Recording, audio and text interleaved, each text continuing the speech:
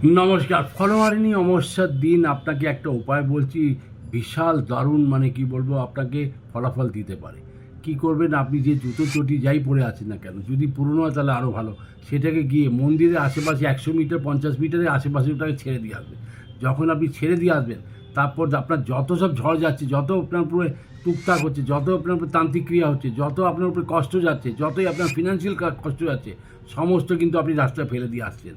আপনি মায়া করবেন না, জুতো বেশি দামি আছে, এই আছে, যাই আছে, তার সাথে আপনি এবার আসার পথে এক্সট্রা কোনো জুতো একটা নিয়ে যাবেন, চটি ফটি পরে আপনি চলে আসতে পারেন, সেটা পরে চলে আসতে পারেন। কিন্তু আপনাকে এটা বলছি, আপনার জীবনে পুরোপুরি চেঞ্জ হতে শুরু হয়ে যাবে সেই ক্ষণ থেকেই। মানে যত সব ঝুট ঝামেলা আপনার উপরে যাচ্ছিল, উপায়টা করবেন রাত্রি 6:30 থেকে 8:30-র মধ্যে। আপনি এই অমাবস্যাতে করে দেখুন, আমি বিশ্বাস রাখুন যে আপনি কী যে ফলাফল পাবেন।